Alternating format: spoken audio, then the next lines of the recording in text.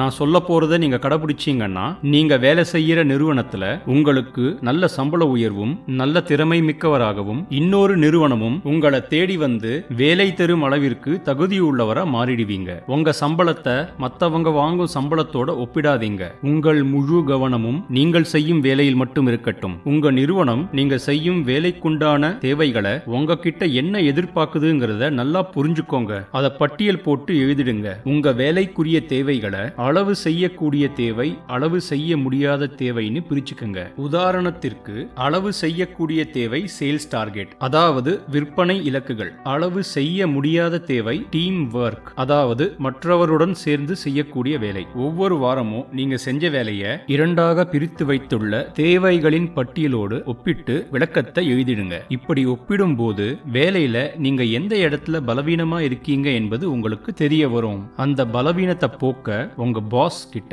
பயிற்சியையும் உதவியையும் தருமாறு கேளுங்க. தினந்தோறும் உங்க மேலாளர் கேட்கிறாரோ இல்லையோ அவர்கிட்ட அன்னைக்கு செஞ்ச வேலையை விளக்கிடுங்க. இதுவரைக்கும் நீங்க செஞ்ச வேலைகள்ல ஏற்பட்ட தவறுகளை ஒரு பட்டியல் போடுங்க. அந்த தவறுகள் மீண்டும் வராம தடுக்க என்ன நடவடிக்கை எடுத்திருக்கீங்க என்பதையும் விவரமாக எழுதுங்க. கூடுதல் வேலையை கேட்டு வாங்கி செய்யுங்க. நீங்கள் இதுவரை வாங்கும் சம்பளம் உங்களுக்கு கொடுக்கப்பட்ட வேலைக்கு தான். கூடுதல் வேலை செய்வது நீங்கள் அதிக சம்பளம் வாங்குவதற்கான முதலீடு. இதை நல்லா ஞாபகம் வச்சுக்கோங்க. உங்க பணிகளை மிக சிறப்பாக செய்து நீங்க செய்த வேலையோட பங்களிப்பு உங்க நிறுவனத்திற்கு லாபம் கொடுக்குதா என்பதை தொடர்ந்து ஆய்வு செய்யுங்க. உங்க பங்களிப்பால உங்களை இழக்க முடியாத ஒரு பணியாளரா உங்க நிறுவனம் நினைக்கணும். இந்த குறிப்புகளை தினந்தோறும் கடைபிடியுங்க. சம்பள உயர்வு நிச்சயம் உங்களுக்கு.